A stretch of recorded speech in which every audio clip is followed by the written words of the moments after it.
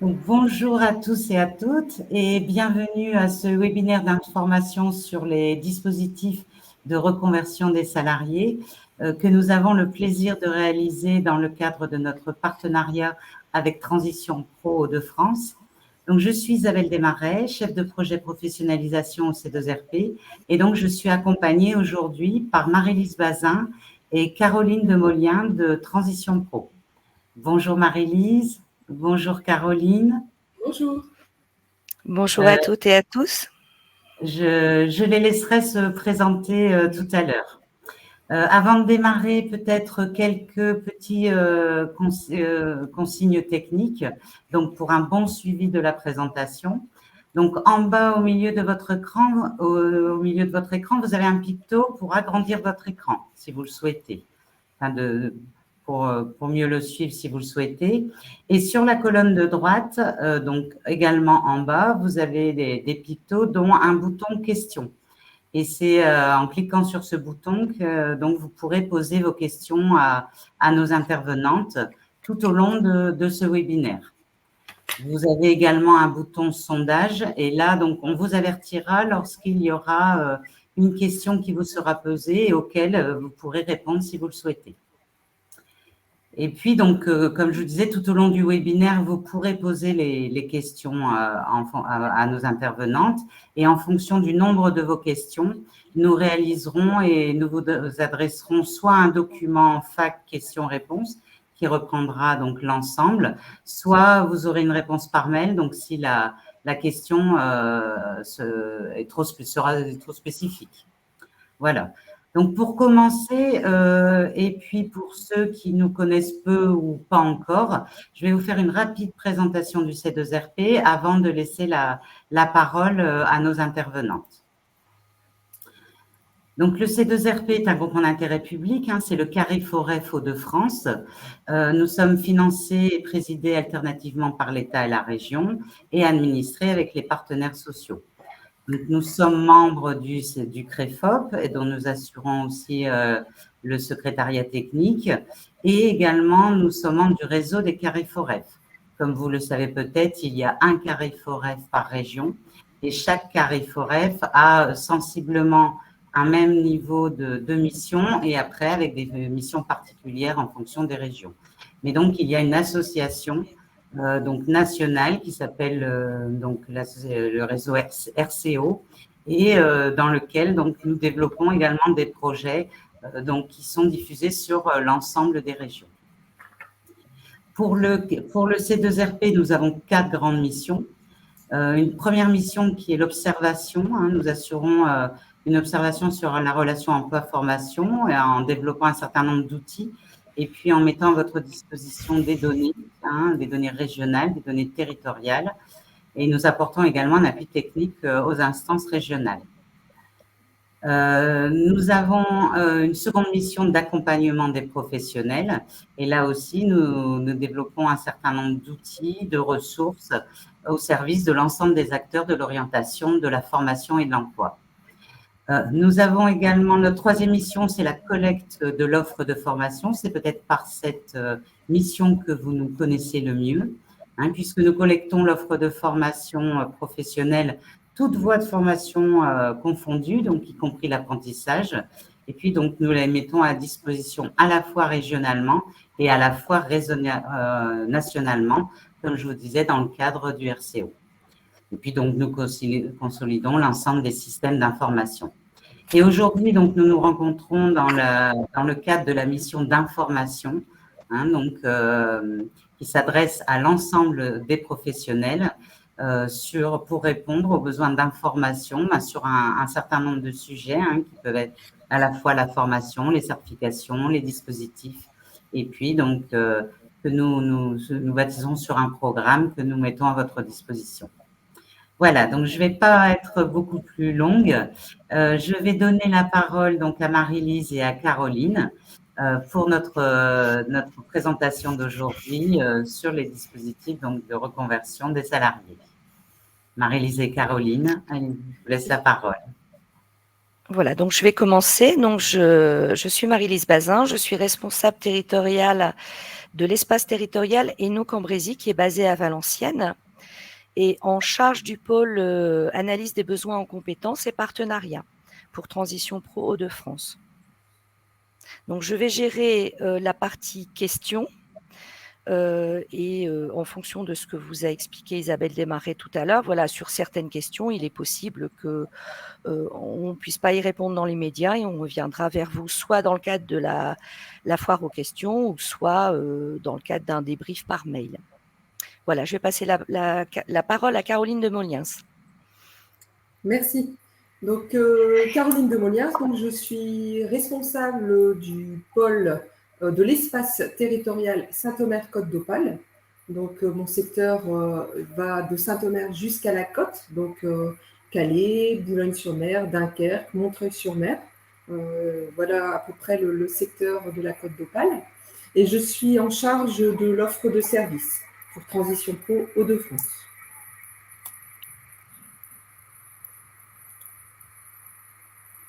Alors, Maryse ne vous a pas dit, mais entre chaque dispositif, nous allons en fait vous faire un petit sondage et vous aurez quelques secondes pour pouvoir y répondre avant d'enchaîner sur dispositif par dispositif. Alors, certains d'entre vous nous connaissent déjà. Donc, Transition Pro Hauts-de-France est aux côtés des salariés pour le développement des compétences dont les employeurs ont besoin sur chacun des territoires. Donc, on est un acteur de l'emploi en région. Donc, on est aux côtés des salariés actifs qui sont amenés à vouloir changer de métier et à vouloir se reconvertir. Donc, on les aide dans leur projet de reconversion et les financements que nous proposons dans le cadre du PTP, on le verra tout à l'heure, doit être au plus près de la réalité socio-économique et des besoins des entreprises. Donc, nous devons, sur chaque territoire, financer des formations dont il y a un besoin en emploi sur le territoire donné. Donc, ça pourrait être différent entre, par exemple, mon espace et l'espace de Marie-Lise, par exemple. Elle se situe sur Valenciennes et moi, Saint-Omer. Et les réalités socio-économiques et les besoins sont différents, en fait, sur chaque territoire.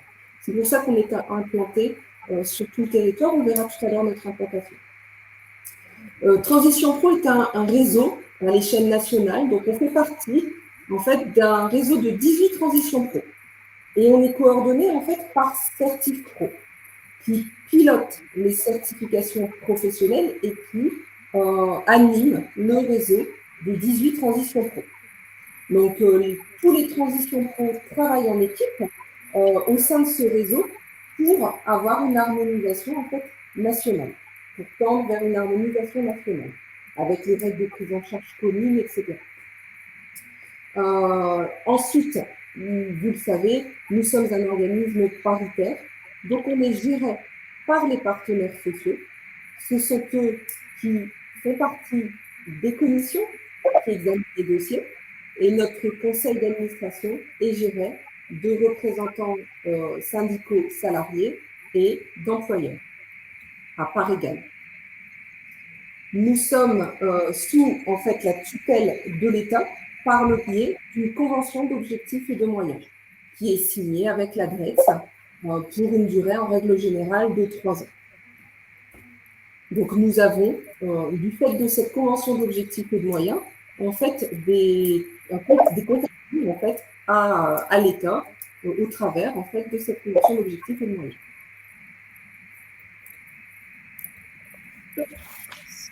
Donc nos missions.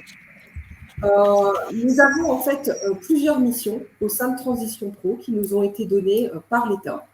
La première, c'est le financement des PTP, donc des projets de transition professionnelle des salariés dans les Hauts-de-France. C'est une grosse mission et c'est grâce à cette mission-là qu'en règle générale, vous nous connaissez. On a une mission aussi qui nous a été donnée, c'est l'analyse et l'anticipation des besoins en emploi des régions et c'est le pôle que supervise Marie-Lise. On a aussi la mission de garantir la qualité des formations financées. C'est-à-dire que lorsque nous avons des remontées de salariés concernant une question sur la qualité des formations qu'ils ont suivies, nous avons en fait un devoir de répondre et d'investiguer pour voir pourquoi le salarié rencontre un souci à ce moment-là. Nous avons une mission de développer des partenariats avec l'ensemble des acteurs de l'emploi. Donc, ça peut être sous différentes formes. Nous avons par exemple une convention que nous signons avec la GFIP. Là, c'est une convention financière où nous allons financer des personnes qui sont reconnues travailleurs handicapés et pour lesquelles la GFIP nous reversera en fait un budget. Mais les partenariats peuvent se situer à plusieurs niveaux. Nous avons des partenariats aussi avec les CEP, par exemple. Nous avons des partenariats avec le groupement Évolution ou avec la PEC comme emploi. Et nous avons des partenariats un petit peu différents, comme ici aujourd'hui avec le C2RP. Donc, ce n'est pas un partenariat financier, mais c'est justement un partenariat pour pouvoir communiquer au plus large, pour pouvoir diffuser en fait nos missions et nous faire connaître Transition Pro. Alors, je ne sais pas si vous avez le même bruit que moi derrière. Il n'y a que moi. Si ce n'est pas gênant. Bon, c'est pas grave. On entend également, Caroline. Oui, d'accord. Ok.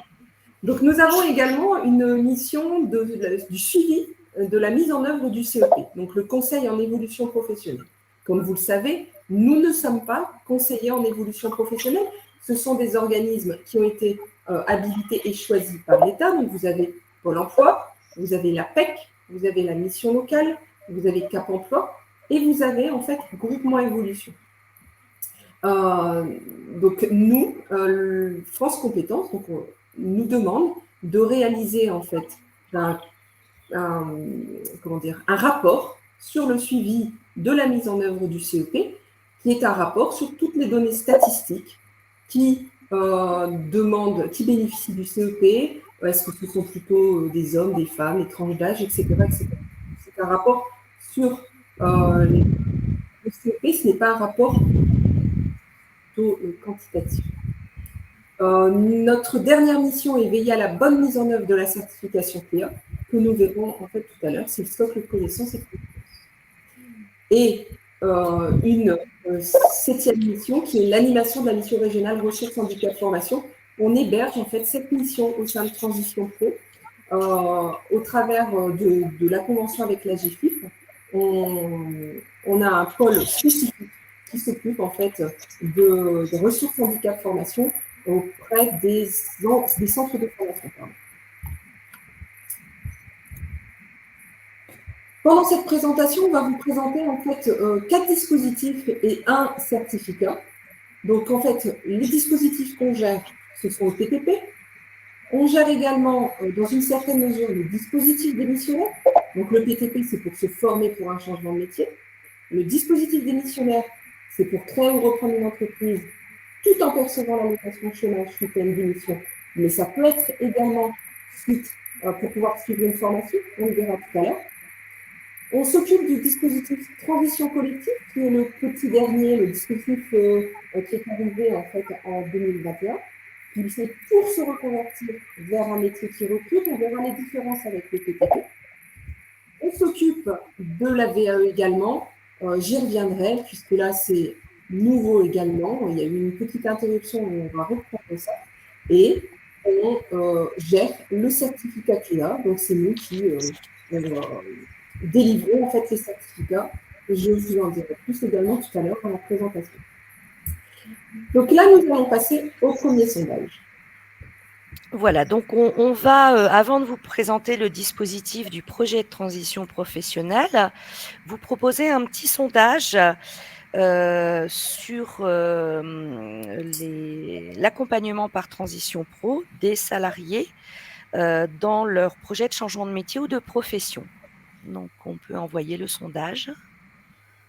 Il est en ligne, hein, donc les participants peuvent y répondre donc en cochant la réponse qu'ils souhaitent.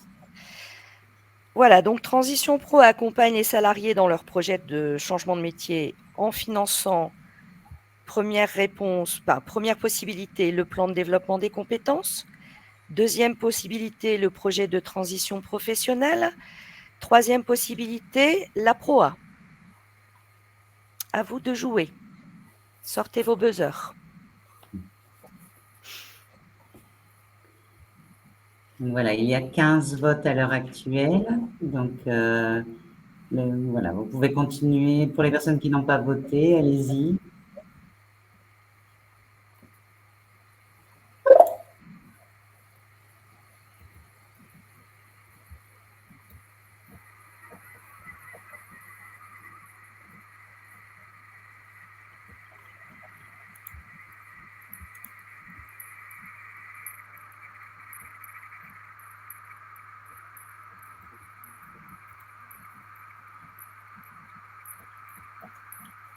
Voilà, donc il n'y a plus de vote qui s'affiche. Le projet de transition professionnelle est au niveau de 92%, le plan de développement des compétences 8% et 0% pour la PROA. D'accord. Bien. Donc, la réponse, il n'y en avait qu'une, est le projet de transition professionnelle. Le plan de développement des compétences est à la main exclusivement de l'employeur. Donc, bravo à vous tous pour ces bonnes réponses. Donc, je vais vous présenter un petit peu en détail le PTP. Donc, je vais rester quand même sur des très grandes lignes, bien qu'il y a quelques slides où on va un petit peu insister sur certains points. Donc, le PTP sert à se former, donc suivre une formation pour changer de métier.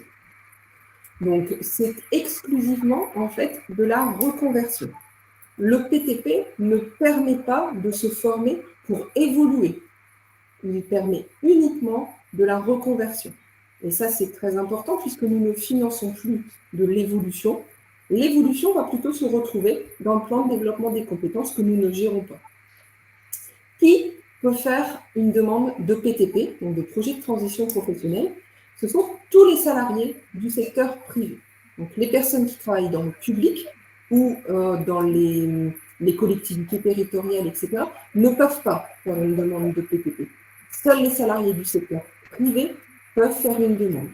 Il s'agit de personnes en CDI, en CDD, donc on verra tout à l'heure les conditions d'ancienneté, mais aussi les intérimaires et les intermittents du spectacle. Donc sur les intérimaires et les intermittents du spectacle, nous ne verrons pas les conditions, parce que ce sont des conditions très très techniques, et ça dépend vraiment des contrats de travail des intérimaires et des intermittents du spectacle. Donc lorsque vous recevez ce type de public, eh bien, il faudra le...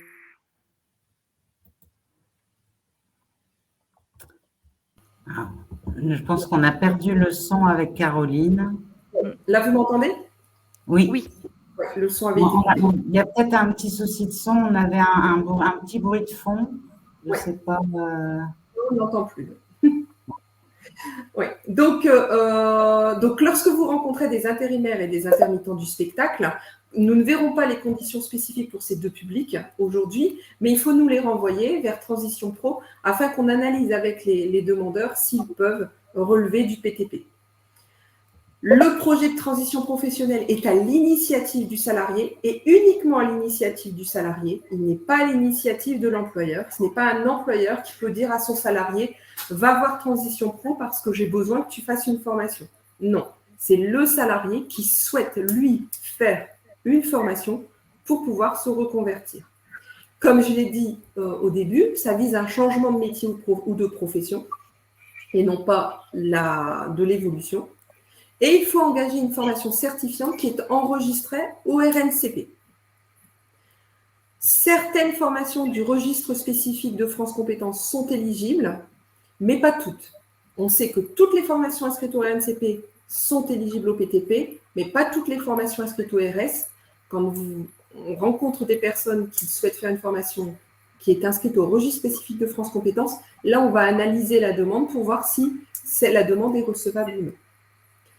Le salarié peut envisager en fait un changement de métier au sein de son entreprise. Il ne faut pas obligatoirement qu'à la fin de la formation, il quitte l'entreprise. Il peut très bien vouloir se reconvertir pour exercer un autre emploi au sein de son entreprise. Donc ça, c'est possible, soit pour quitter son entreprise, soit pour rester au sein de son entreprise, mais sur un autre emploi. Alors, pourquoi? Donc, je l'ai déjà dit un petit peu, pour suivre à son initiative une formation de reconversion en vue d'un changement de métier ou de profession. Et on voit s'il y a un changement de métier ou de profession, s'il y a un changement de code ROM. Donc, on va toujours regarder le code ROM du métier initial, le code ROM du métier visé. Et s'il y a un changement de métier, cela correspond bien à un changement de code ROM, pardon, cela correspond bien à un changement de métier ou de profession. Par contre, si on reste sur le même code ROM, là, on sera sur de l'évolution et la prise en charge par le PTP, le montage du dossier par le PTP ne sera pas possible. On doit obligatoirement financer les formations qui sont inscrites au RNCP ou au répertoire spécifique, je viens de vous le dire, mais il faut aussi que la formation soit éligible au CPF et qu'elle soit certifiante. Lorsqu'une personne fait une demande de PTP, il ne doit pas passer par son CPF pour monter la même demande, puisque c'est nous qui allons transmettre la demande à la CDC, et si son dossier est accepté, le CPF du salarié, du demandeur, sera mis à zéro après que sa formation soit acceptée par nous. Donc, la personne qui souhaite faire un PTP, son CPF passera à zéro. S'il souhaite garder de l'argent du CPF pour faire une autre formation, ça ne sera pas possible. Dans ces cas-là, il faut qu'il fasse une formation d'abord avec son CPF et ensuite un PTP. Parce que dès qu'il fait une demande de PTP, son CPF est réservé. Il faut que l'organisme de formation possède un certificat Calliope. Les centres de formation qui ne sont pas Calliope ne peuvent pas obtenir de financement de notre part, puisque nous utilisons des fonds publics. Et donc, les organismes de formation doivent répondre à un certain niveau d'exigence qui sont repris dans Calliope. Le bénéficiaire, lorsqu'il passe par le PTP, il passe par nous pour obtenir le financement de sa formation, mais aussi le maintien de sa rémunération lorsqu'il fait sa formation sur temps de travail. Et c'est ça, en règle générale, la priorité du demandeur, c'est le maintien de sa rémunération.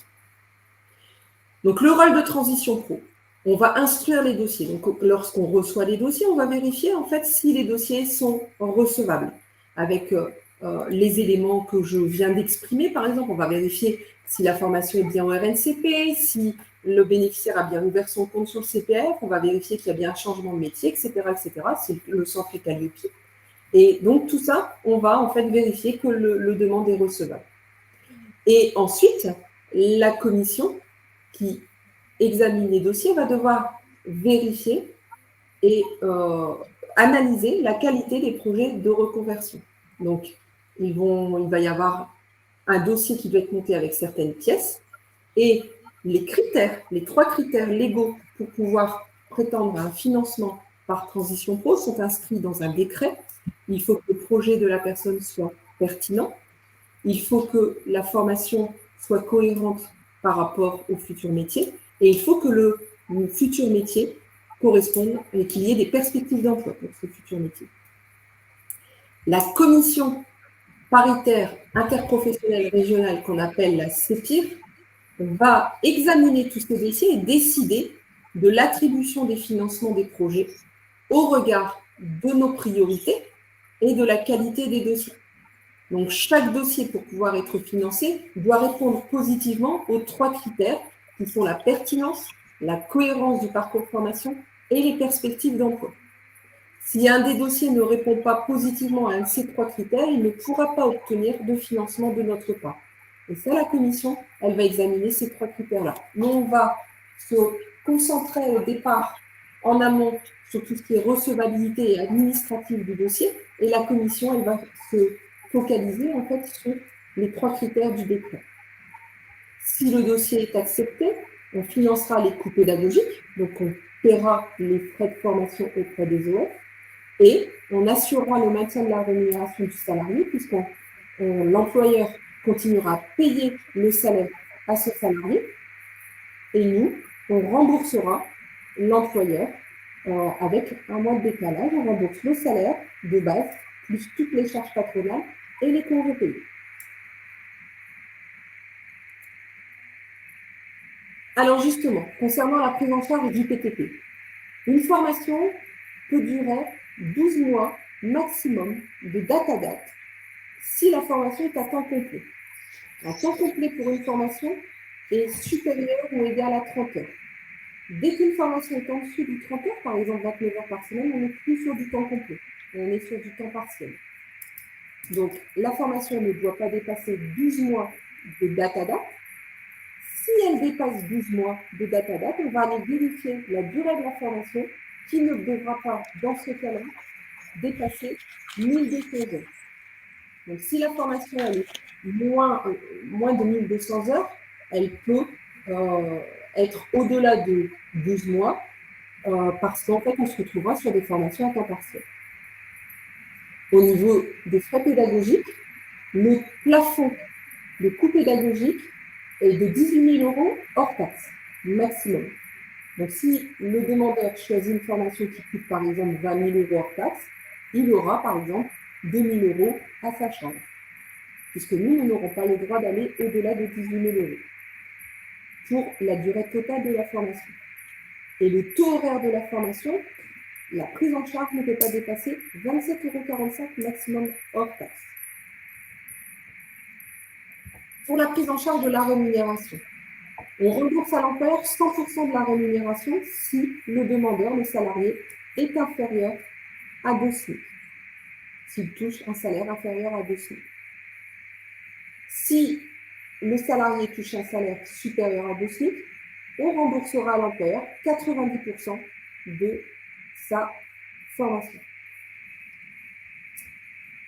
Donc, comme je l'ai dit tout à l'heure, c'est l'employeur qui verse la rémunération et nous, on rembourse à l'employeur. Le salaire est maintenu durant la formation théorique et durant le stage pratique sous certaines conditions, puisqu'on a des seuils de prise en charge du stage pratique en fonction de la formation. Ça, c'est du technique, on ne va pas rentrer là-dedans. Dans certains cas, on peut prendre en charge les frais annexes, c'est-à-dire on va financer auprès du demandeur un forfait kilométrique par rapport à son nombre de jours de formation en fonction de la distance parcourue. Il faut qu'il ait plus de distance à parcourir pour aller en formation par rapport à la distance qu'il parcourt tous les jours pour aller à son lieu de travail. Il faut qu'il ait 20 km de plus à chaque fois pour pouvoir prétendre aux frais annexes. Donc voilà, donc là on est un petit peu rentré dans les détails techniques pour vous mettre en fait en globalité les plafonds, etc. Quelles conditions pour réaliser un PTP? Donc ça, ce sont les conditions qu'on va vous donner pour le CDI, CDD. Je vous dis, pour les intérimaires et les intermittents du spectacle, on ne va pas rentrer dans le détail. Pour un salarié en CDI, ils doivent travailler depuis au moins 24 mois en tant que salarié, consécutif ou non, dont 12 mois dans l'entreprise. Donc, il doit avoir une ancienneté d'au moins 1 an dans son entreprise, quelle que soit la nature des contrats. Donc, il peut avoir eu un CDD puis un CDI. S'il a 12 mois dans son entreprise et 24 mois au total, il peut prétendre à partir en formation, à faire une demande de PTP, pardon. L'ancienneté va s'apprécier au moment du départ, de la date de début de formation. Donc, ce n'est pas au moment du montage du dossier. On va regarder son ancienneté, on va calculer son ancienneté par rapport à la date de début de la formation. Ça, c'est pour les CDI. Pour les salariés en CDD, il doit toujours avoir une ancienneté d'au moins 24 mois, consécutifs ou non, mais là, c'est au cours des 5 dernières années. Et il doit avoir eu au moins 4 mois de CDD au cours de la dernière année. Au moment où il monte son dossier et où il dépose son dossier, il doit toujours être en contrat CDD, puisque, comme je vous le rappelle, nous nous occupons exclusivement des salariés. Donc, si un CDD monte son dossier pendant qu'il est en contrat, mais nous le dépose alors qu'il est demandeur d'emploi, ça serait irrecevable, puisque nous n'avons pas le droit de nous occuper des demandeurs d'emploi, c'est uniquement Pôle emploi. Et sa formation, il doit l'envisager au plus tard 6 mois avant la fin de son contrat. Donc, il monte son dossier, le salarié en CDD, pendant qu'il est en CDD, il dépose son dossier pendant qu'il est en CDD, il aura ensuite la réponse. Pour avoir la réponse, il pourra être très bien demandeur d'emploi et prévoir une formation dans un délai de 6 mois après la fin de son CDD. mais il ne peut pas monter son dossier ni le déposer pendant qu'il est demandeur d'emploi. Sinon, c'est Pôle emploi. Pour les personnes qui font, pour les demandeurs, les salariés qui font une demande de PTP pendant leur temps de travail, donc en général, ce sont les personnes en CDI, il y a des délais à respecter. Si la formation souhaitée entraîne une interruption de travail, donc si la formation se fait sur temps de travail, le salarié doit adresser une demande écrite à l'employeur 4 mois avant le début de l'action de formation, sauf si la formation se faisait hors temps de travail. Dans ces cas-là, si la formation se fait hors temps de travail, bien sûr, le salarié ne doit pas prévenir son employeur, puisque l'intérêt du hors temps de travail, c'est que l'employeur ne soit pas au courant. Mais ça, vous le savez, ce n'est pas possible dans la majorité des formations, puisque la majorité des formations se font pendant le temps de travail. L'employeur, lui, va devoir répondre au salarié dans les 30 jours qui suivent la réception de la demande de congé. Le salarié, ensuite, va pendant ce temps-là monter son dossier auprès de Transition Pro et il devra le déposer au plus tard 3 mois avant la date d'entrée en formation. Donc, on prend la date de début de la formation, on remonte 3 mois en arrière et c'est la date limite de dépôt du dossier chez Transition Pro pour le demandeur.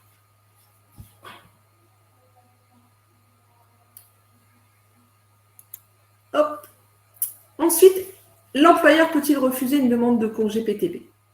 Donc, l'employeur ne peut pas refuser une demande de congé dans le cadre du projet de transition professionnelle. Quand vous entendez des choses, l'employeur peut refuser 2 fois, la 3e fois, il est obligé d'accepter, etc., etc. Ce sont des rumeurs. Ça n'a jamais existé, ça n'existe pas. Un employeur ne peut pas refuser le départ de son salarié en PTP, sauf si le salarié ne respecte pas 2 choses, les conditions d'ancienneté qu'on a vues précédemment et les conditions de demande d'absence qu'on a vues précédemment. Donc, à partir du moment où le salarié a 2 ans de travail en tout dans la vie active, dont 1 an chez l'employeur, et qu'il a bien respecté le préavis des 4 mois pour une formation à temps plein, eh bien, l'employeur ne peut absolument pas refuser le départ de son salarié en PTP. Par contre, un employeur a la possibilité de faire un report. Un report n'est pas un refus, c'est très cadré légalement. Un employeur peut dire, bon ben voilà, tu respectes les conditions, mais ça ne m'arrange pas que tu partes en formation à la date que tu m'as indiquée, je te reporte ton congé, et ça c'est dans la limite de 9 mois. Donc si la formation démarre 1 an après, eh bien là, la formation, le demandeur fera la demande, bien sûr, l'année suivante. Donc, les conditions de report, c'est s'il estime que cette absence pourrait avoir des conséquences préjudiciales à la bonne marche de l'entreprise, ou pour effectif simultanément absent. Donc, il y a des pourcentages qui sont inscrits dans le Code du travail.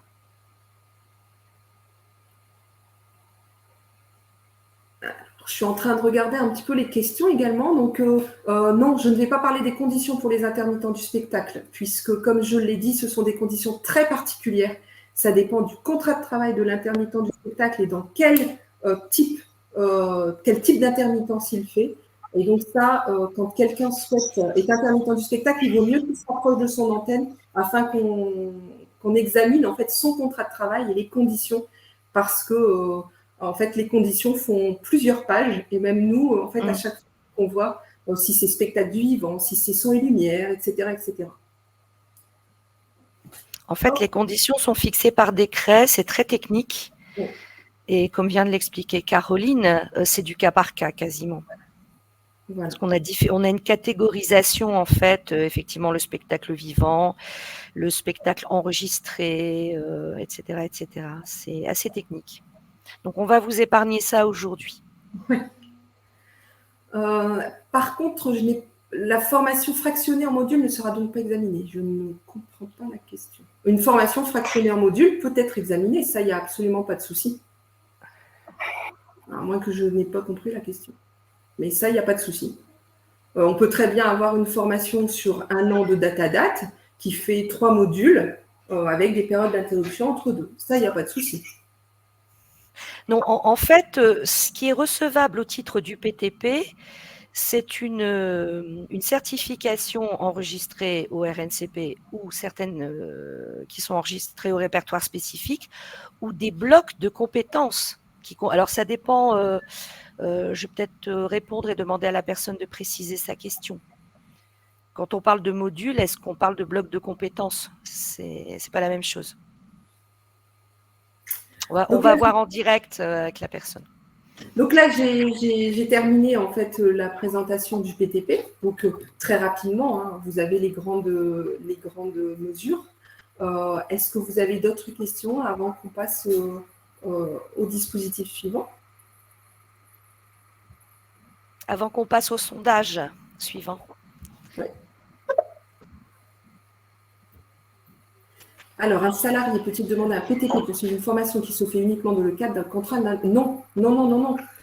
Le PTP est un dispositif. Le contrat d'apprentissage ou de professionnalisation est un autre dispositif que nous ne gérons pas.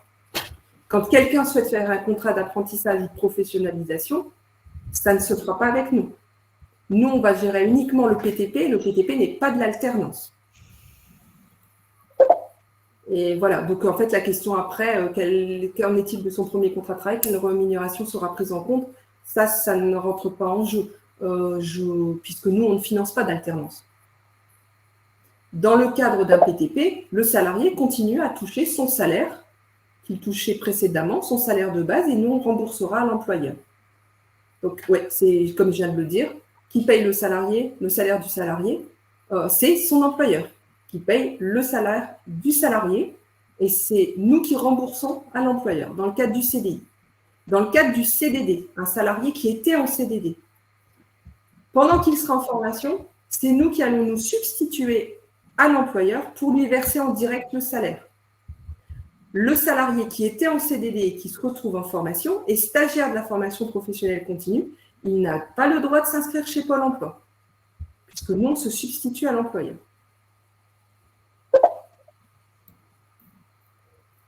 Voilà. Donc, nous allons passer au sondage suivant.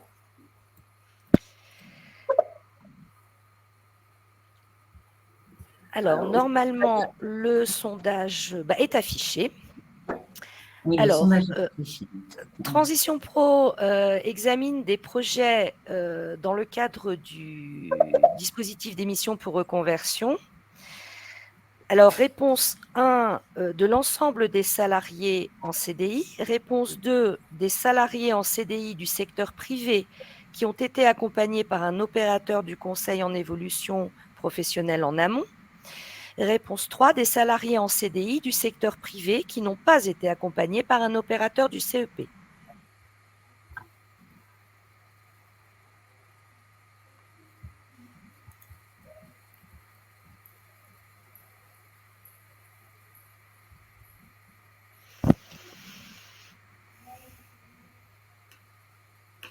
Donc, pour le moment, on a 14 participations.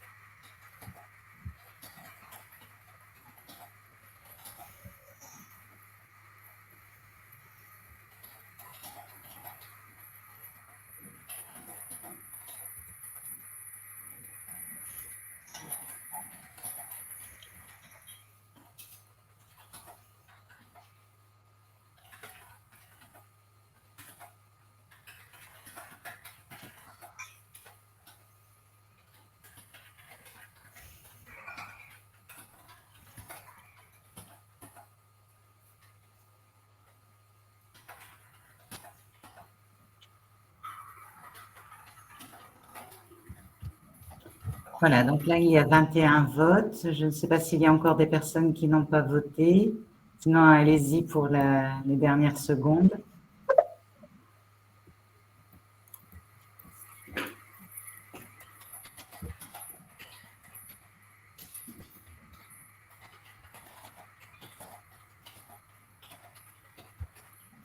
Voilà, là, nous sommes à 22 votes.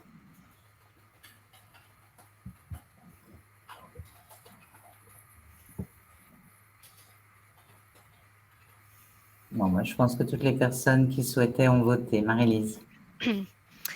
Eh bien, félicitations, 52% d'entre vous ont donné la bonne réponse.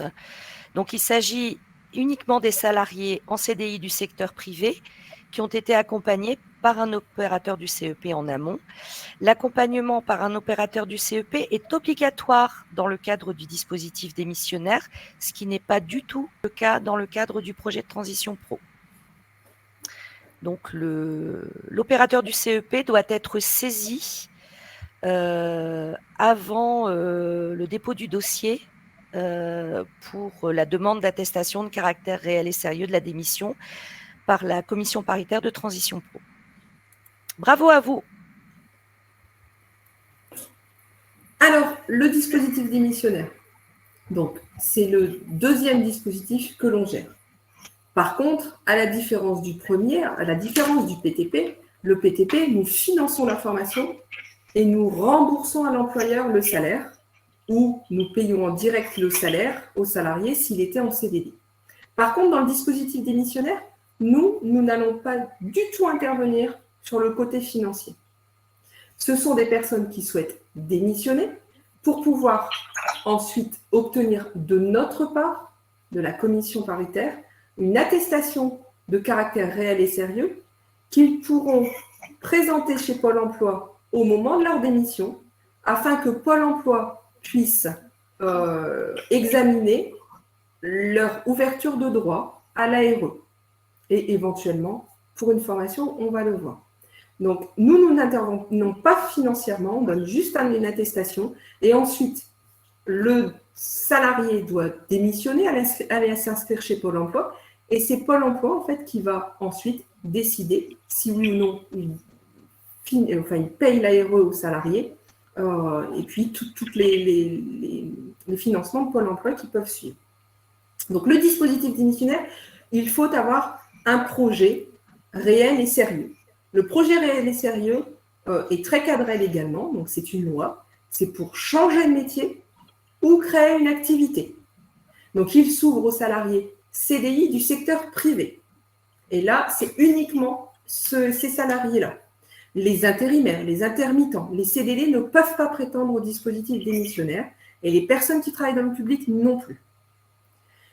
C'est pour pouvoir bénéficier de l'allocation chômage après avoir démissionné, soit pour préparer un projet de création ou de reprise d'entreprise, soit pour suivre une formation. Pour cela, les personnes qui sont en CDI doivent justifier de 5 ans d'activité professionnelle au cours des 60 derniers mois à la date de la démission. Ça, c'est lorsque la personne va aller s'inscrire chez Pôle emploi après avoir déposé son dossier chez nous et après avoir obtenu son attestation de caractère réel et sérieux, Pôle emploi va vérifier qu'il a bien les conditions donc de 5 ans d'activité professionnelle. Donc, c'est une condition très stricte. Donc, il doit avoir un projet de création de reprise. La commission va examiner en fait son projet de création de reprise et va dire si oui ou non son projet est sérieux ou ne l'est pas. Et la personne peut aussi envisager de suivre une formation après avoir démissionné. Là, il faut faire la différence avec le PTP. Lorsqu'un bénéficiaire peut prétendre à faire une demande dans le cadre du PTP, donc le dispositif qu'on a vu avant, il vaut mieux qu'il fasse sa demande dans le cadre du PTP puisque c'est beaucoup plus avantageux pour lui, puisqu'il aura un maintien quasiment 100% de son salaire et on financera l'intégralité de sa formation. Alors que s'il souhaite démissionner pour suivre une formation, bien sûr, il touchera l'ARE, donc il aura une baisse de revenus et le financement de Pôle emploi ou de la région n'est pas forcément automatique, comme certains d'entre vous peuvent le savoir. Donc, pour la création reprise d'entreprise, le dispositif démissionnaire fonctionne très bien.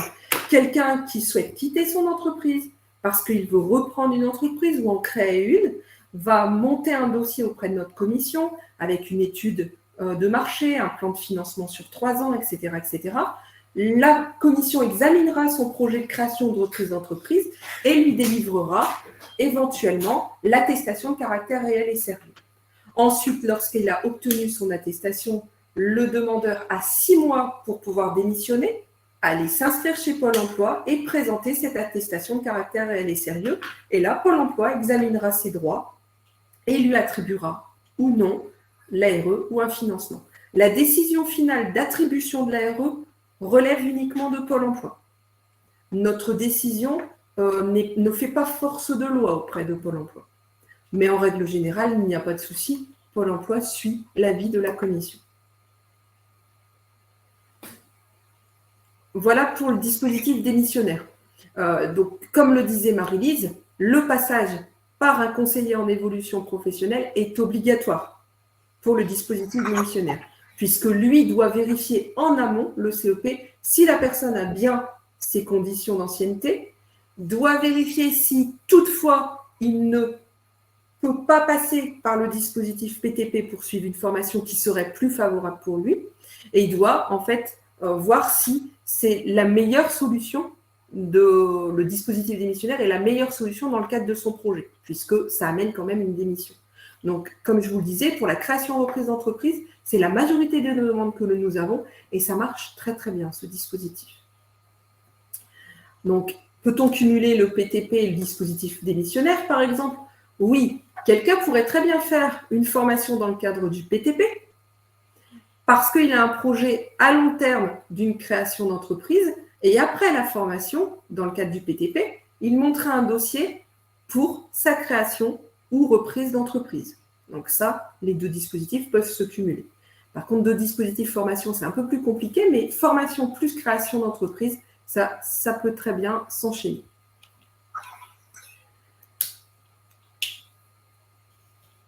Je réponds aux questions en même temps, parce que je ne sais pas s'il y a eu des réponses. Si le salarié habite en France mais travaille en Belgique, est-ce qu'il peut rentrer dans le dispositif démissionnaire? Oui, puisque en fait, il y a un accord de Pôle emploi qui dit que un salarié qui travaille au sein de l'Union européenne peut prétendre à l'ARE.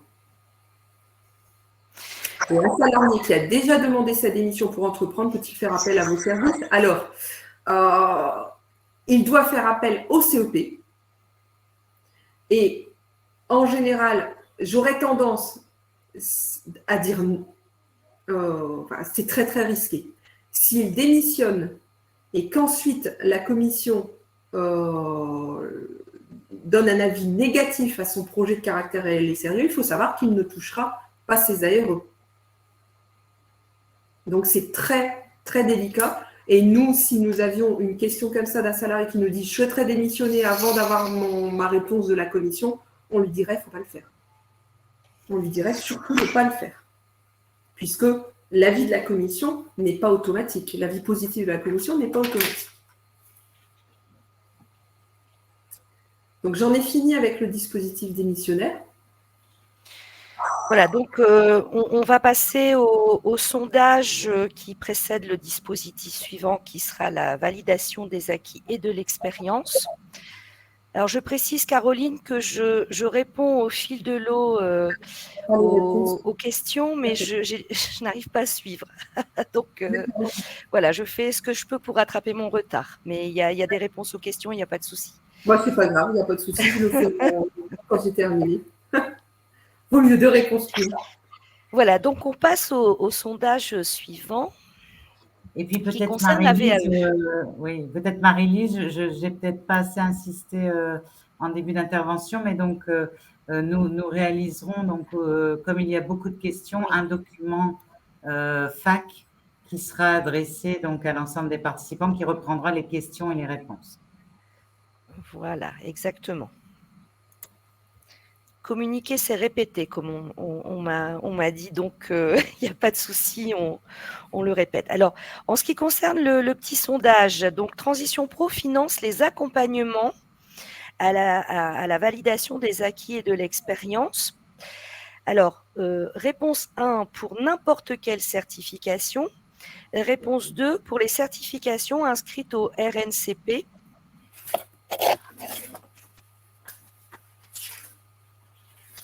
À vos buzzers.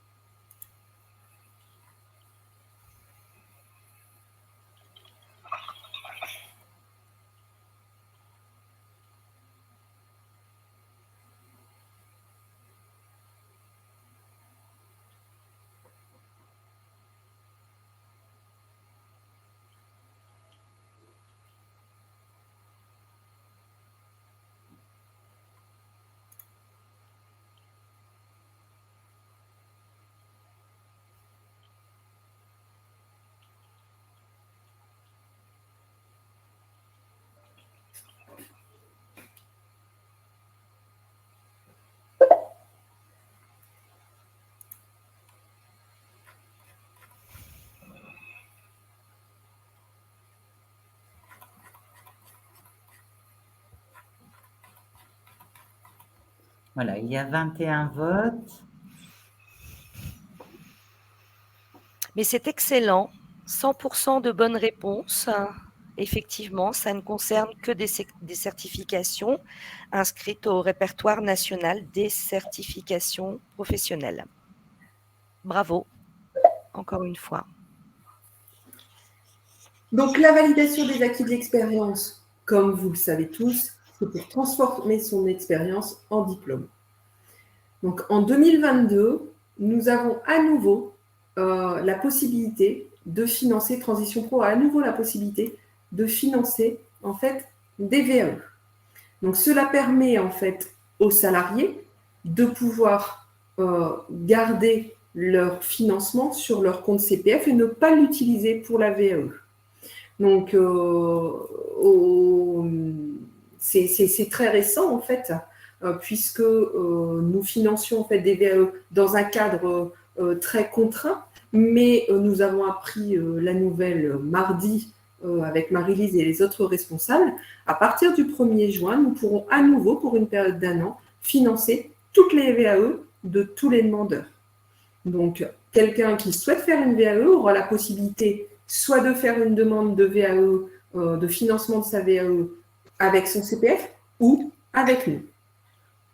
Donc, il faut, comme vous le savez, avoir au moins 1 an d'expérience professionnelle directement avec la certification visée, en rapport direct avec la certification visée.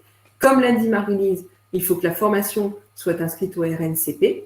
Et nous allons prendre en charge un forfait qui comprend la recevabilité, l'accompagnement et le passage devant le jury. Le forfait est de 2 000 € chez nous.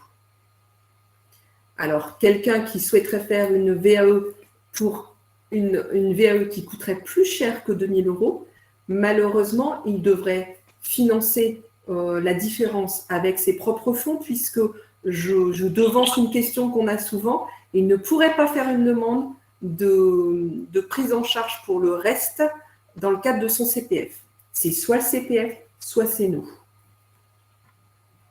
Voilà pour la VAE.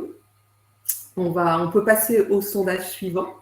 Alors, sondage suivant qui va concerner, alors ce n'est pas un dispositif, en fait c'est un certificat qui va concerner Cléa, sachant que Transition Pro est chargée d'organiser les jurys qui accordent les certifications Cléa à tout public, demandeurs d'emploi comme salariés. Les salariés ne représentent que 5% en fait des bénéficiaires du certificat Cléa. Alors, les jurys de Transition Pro délivrent des certificats Cléa à des salariés en CDI, je vous ai aidé un petit peu là, à des demandeurs d'emploi, des intermittents du spectacle, des intérimaires, des CDI ou des CDD. Deuxième choix. À vos buzzers.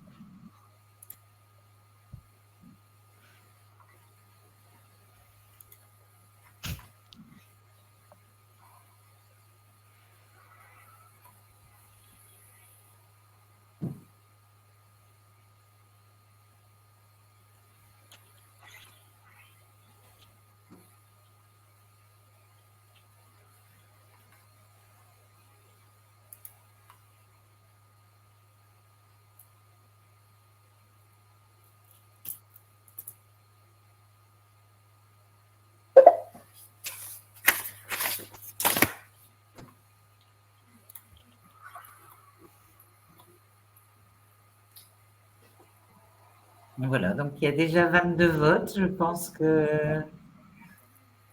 l'ensemble des personnes intéressées ont répondu. Voilà, donc à 82%, vous avez bien répondu. En fait, nos jurys examinent les demandes de l'ensemble des actifs, donc les demandeurs d'emploi, les intermittents, les intérimaires, les CDI, les CDD. Donc, il n'y a pas de financement dans ce cadre-là. C'est juste la remise du parchemin qui atteste que les personnes maîtrisent les compétences. Bravo, encore une fois. Alors, Cléa, donc, c'est un certificat interpro qui est reconnu au niveau national, qui permet d'attester la maîtrise de toutes les compétences et connaissances de base. pour intégrer donc, un environnement professionnel. Donc, comme l'a dit Marie-Lise dans le sondage, c'est ouvert à tout public. Pour les salariés du secteur privé, donc en CDI, en CDD, les intermittents, les intérimaires, les demandeurs d'emploi. Il ne faut pas avoir de diplôme ou très peu de diplôme, puisque ça atteste des connaissances de base. C'est le socle de connaissances et de compétences qu'on avait connu il y a quelques années. Pour pouvoir évoluer dans son entreprise, mais pour pouvoir aussi changer de métier ou débuter une formation. Quelquefois, les personnes ont besoin en fait de se remettre à niveau sur les compétences de base, puisqu'ils ont un très bas niveau de qualification. Et pour pouvoir se remettre en route vers une autre formation, ils ont besoin quelquefois de passer par ce certificat Cléa. Donc, comme l'a dit Marie-Lise, nous ne finançons pas en fait le certificat Cléa.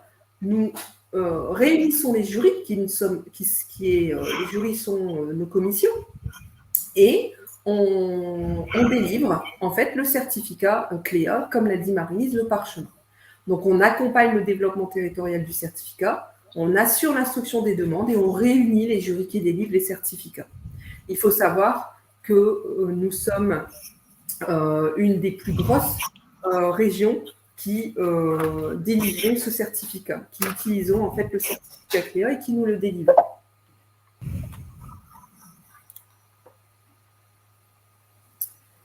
Voilà pour Cléa. Et on va passer au dernier sondage.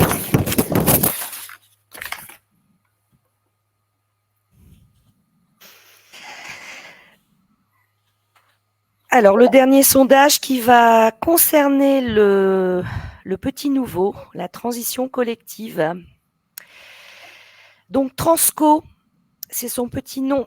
Alors, le dispositif Transco, il est à l'initiative de qui? Petit 1, du salarié. Petit 2, de l'employeur. Petit 3, de l'organisme de formation. À vos votes.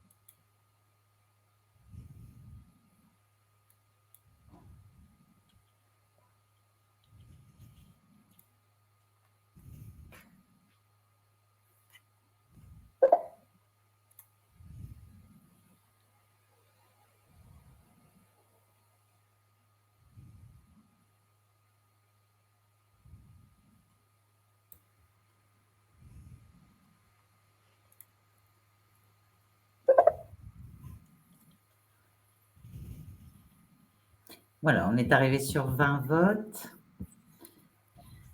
21. Voilà, je pense que...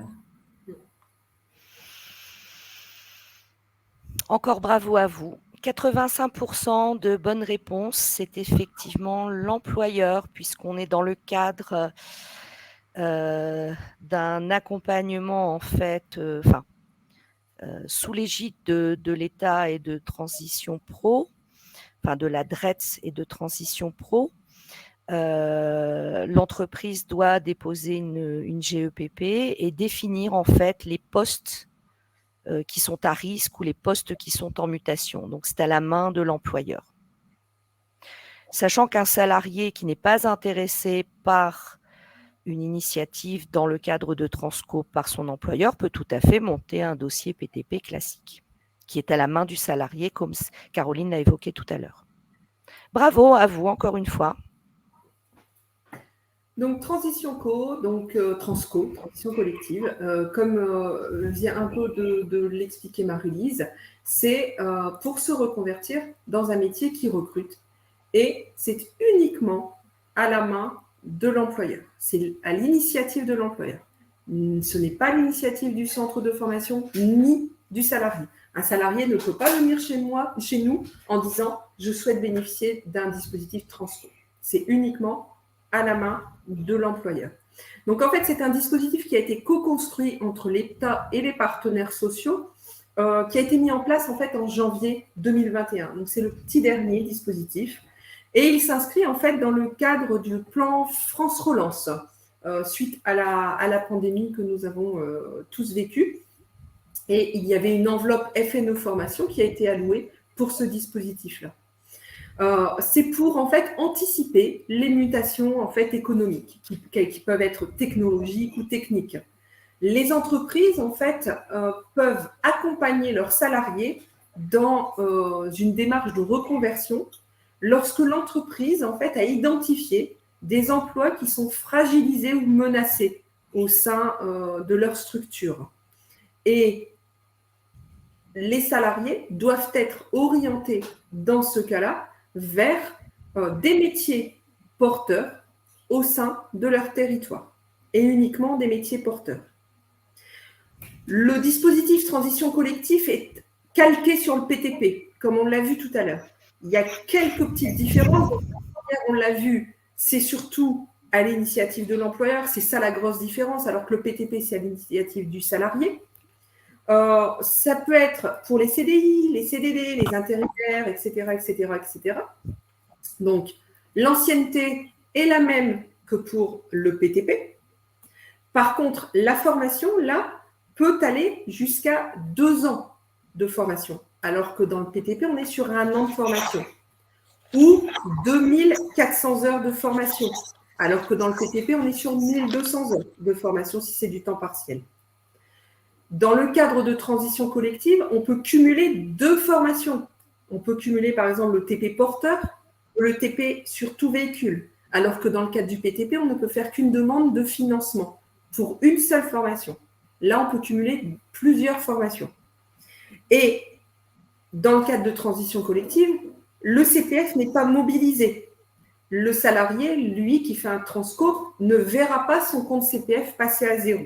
Il gardera ses droits ouverts sur son CPF.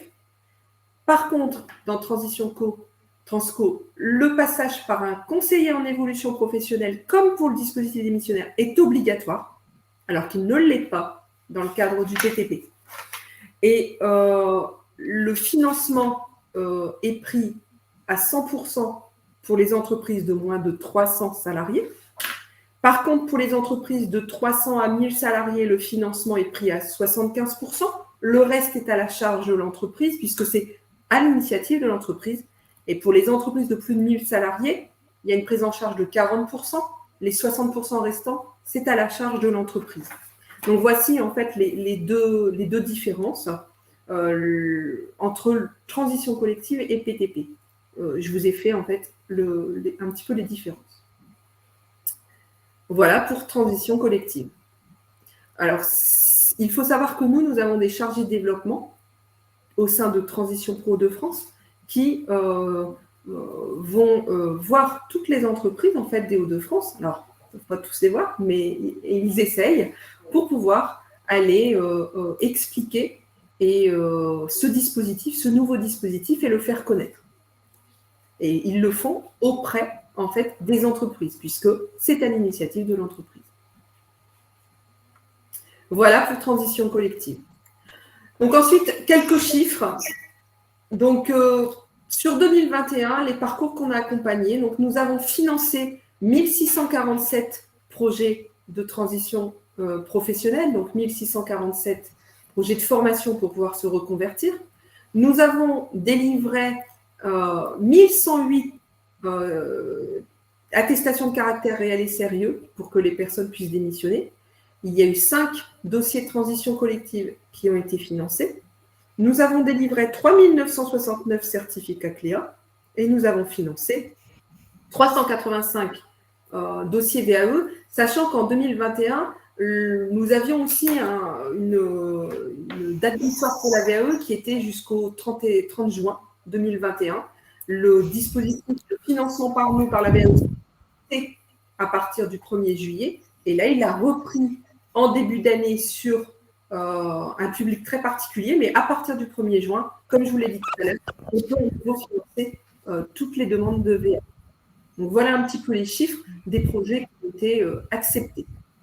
Voilà, sur le… Non, j'allais redire un chiffre qui figure. Voilà, presque 400 accompagnements VAE sur un semestre, en fait, puisque ça s'est arrêté en juin. Et pour terminer, en fait, nous avons une carte pour Transition Pro. Donc, nous sommes basés, en fait, sur Saint-Omer, Arras, Lille, Valenciennes et Amiens. Et ensuite, nous sommes déployés au sein de permanences dans lesquelles nos référents parcours de formation se déplacent pour pouvoir animer des réunions, pour pouvoir être au plus près des demandeurs. Et vous avez en fait les contacts de proximité si vous avez des questions ou si vous souhaitez rencontrer les responsables. Donc, sur l'espace de Lille Métropole, vous avez le numéro de téléphone de la ligne directe du responsable. Sur l'espace d'Amiens, Arras, Saint-Omer, donc c'est mon espace, et l'espace de Valenciennes qui est Marie-Lise à mes côtés.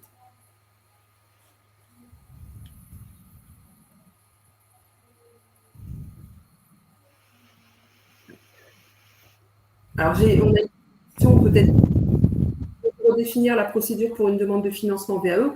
Pour une demande de financement VAE, en fait, que le salarié se rende sur son espace personnel de transition pro. Donc, il peut très bien nous appeler afin qu'on crée son espace personnel sur notre site ou il le crée lui-même. Et il faut savoir que les dossiers transition collective, VAE, PTP et dispositifs démissionnaires se montent tous directement en ligne. Pour pouvoir faire une demande de financement de VAE, bien sûr, il faut être éligible à la VAE et avoir choisi son centre accompagnateur. Je ne sais pas si c'était si j'ai répondu à la question, si c'était ça réellement la question. Voilà pour ma part, j'ai terminé la présentation. Je ne sais pas si vous avez d'autres questions.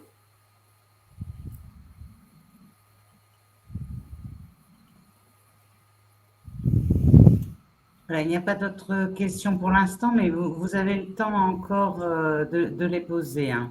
Mais ce que je voulais ajouter, c'est ici, là, donc sur cette carte avec l'ensemble des coordonnées, c'est également donc un document qui vous sera adressé donc lors du mail, qui comprendra le replay et donc bien l'ensemble des coordonnées territoriales. Donc, pareil, nous avons une question qui peut intéresser tout le monde. Le délai, doit-il y avoir un accord de l'employeur? Je suppose que vous parlez de la VAE. L'employeur, la VAE se fait obligatoirement, l'accompagnement VAE se fait obligatoirement hors temps de travail. Donc, il n'y a pas d'accord de l'employeur. C'est uniquement entre le salarié et l'organisme accompagnateur, puisque la VAE se fait intégralement hors temps de travail, l'accompagnement. Caroline, est-ce que tu as répondu à la question sur la VAE pour… est-ce que tout le monde est pris en charge, demandeur d'emploi ou salarié?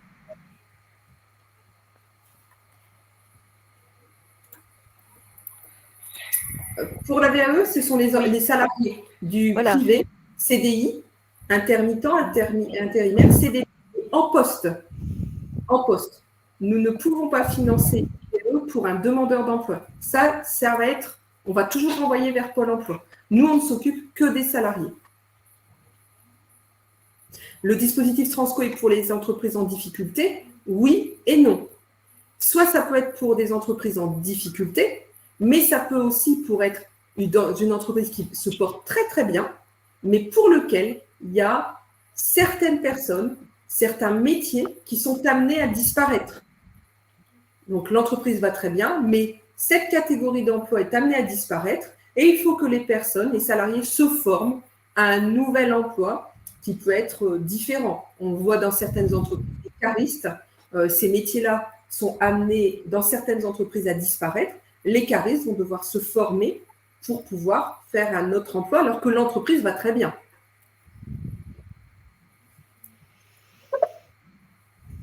On peut prendre aussi l'exemple des sociétés de nettoyage qui ont monté des projets de transition collective pour orienter leurs salariés vers des métiers de service à la personne, par exemple.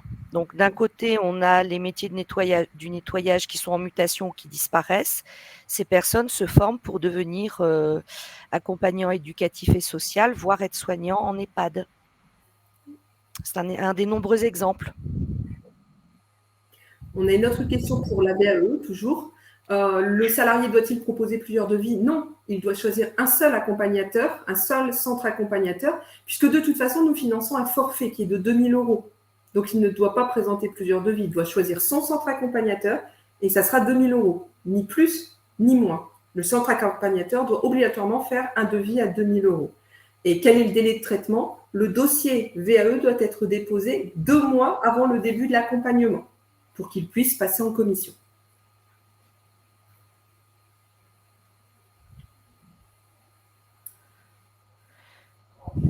Il y avait également une question sur le financement du bilan de compétences. Donc, Transition Pro ne finance pas le bilan de compétences. C'est avec le CPF. Ou l'entreprise, dans le cadre du plan de développement des compétences.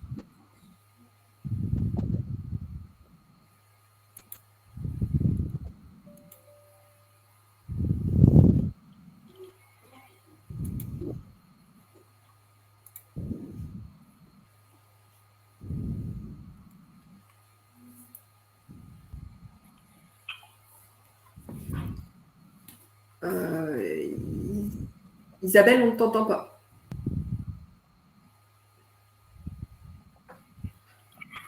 Oui, je disais donc sans autre question pour l'instant. Donc, il me reste à vous remercier Marie-Lise et Caroline donc pour cette présentation détaillée donc qui permet d'avoir déjà une vision générale de l'ensemble des dispositifs avec chacune leur disposition et surtout de voir les contacts territoriaux, comme je vous disais, qui vous seront communiqués lors du mail que vous recevrez donc après le webinaire. Dans ce mail, donc vous aurez le lien du replay et puis également le lien vers les. Il y a une personne qui avait demandé si on allait avoir le support. Donc par choix, il n'y aura pas le support parce qu'on préfère, comme l'accès au dispositif se modifie régulièrement, comme dernièrement pour la VAE, on préfère vous renvoyer sur le site de Transition Pro pour que vous ayez les dernières informations actualisées. Et puis, donc, dans ce mail, vous aurez également un lien vers un questionnaire de satisfaction en ligne. Donc là, je vous remercie de bien vouloir y répondre parce que donc, ce questionnaire est très important pour nous, pour recueillir vos besoins.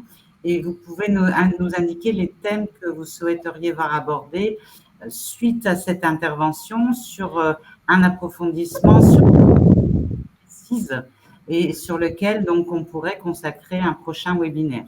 Donc n'hésitez pas à nous faire part de tous vos besoins donc sur ce sujet, mais également sur tout autre sujet de l'orientation, la formation ou l'insertion que vous souhaiteriez que l'on traite.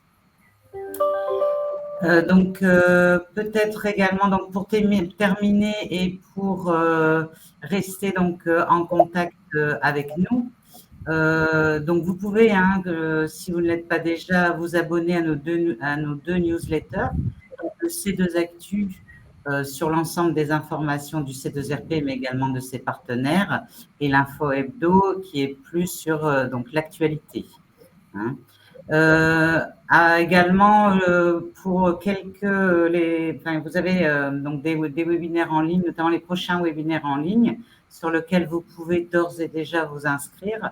Donc on en a un le 9 juin sur la base régionale de l'offre et comment optimiser vos recherches, et le 17 juin sur Cléor, l'outil d'information sur les métiers. D'autres thématiques sont en cours, comme notamment la VAE, ou les actions du Pacte Hauts-de-France et sur le handicap. Donc là, ils seront prochainement en ligne et donc vous en serez informé dans les prochains C2 Actu, où vous pouvez également tout simplement consulter la programmation des sessions d'animation sur notre site.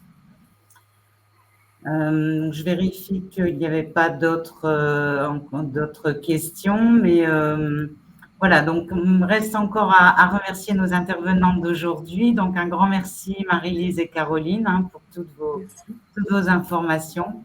Et puis il me reste également à remercier toutes et tous pour votre participation.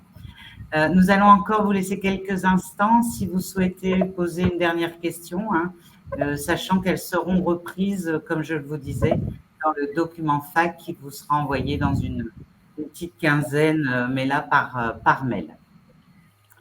Voilà, donc je vous dis à bientôt sur un prochain webinaire. Merci encore Marie-Lise et Caroline. Et puis, voilà, je vous dis à bientôt sur un prochain webinaire. Merci à vous. À bientôt. Au revoir à tous et toutes. Merci à tous. Bonne fin de journée.